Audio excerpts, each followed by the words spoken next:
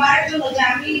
TV মিউজিকের সবচেয়ে popular গানটা হচ্ছে জেল ভেঙে দে দে জেল ভেঙে দে। তো এই পপুলার গানটার শিল্পী আমি তো যুদ্ধ করেছি, আমার নামটা যখন সে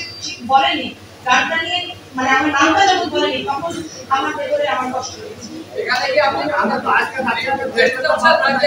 আপনার কোনো দাবি দেবো মানে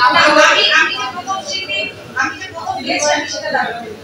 তো আমি আমাকে দিয়ে গাওয়ানো না গাওয়ার কারণ একটাই, সেটা হচ্ছে আমাকে যখন জেল ভেঙে দে করেছি, তখন crore crore crore million million view গানটা যখন হয়েছে, আমি তাই বারবার করে এর মধ্যে আমি বারবার করে বলছি ভাইয়াকে, ভাইয়া আমার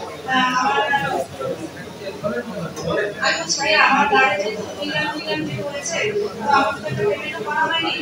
পেমেন্টের কথা ভাবছি না, পেমেন্টের কথা বলছি না, ঠিক আছে একটা পেমেন্ট করতে কিন্তু আমার গান করতে আমি একটা শিল্পী হিসাবে আমি বেকার নদী করি কিভাবে করে না করছে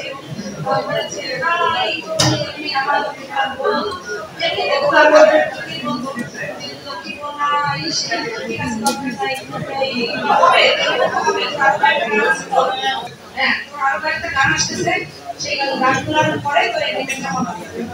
আমি বললাম দেশে তোমার বাবা নাকি গাওয়াতে হয়, তাহলে আমাকে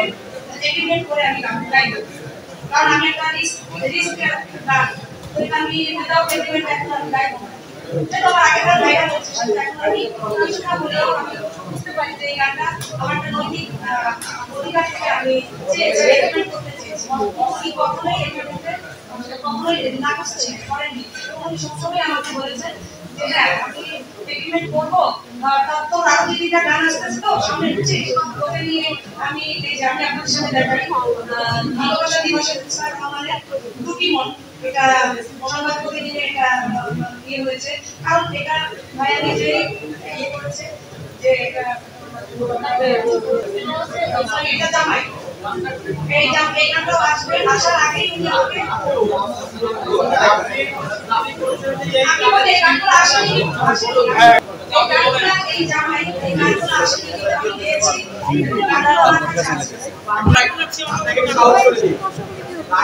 তৈরি হয়েছিল তৈরি করেছিল আপনার সাথে কোনো কন্ট্যাক্টে গিয়েছিল, সে কন্ট্যাক্টে গিয়েছিল আপনি যখন আচ্ছা আচ্ছা বলেন আপনি কি চাচ্ছেন সর্বশেষ সেটা বলুন।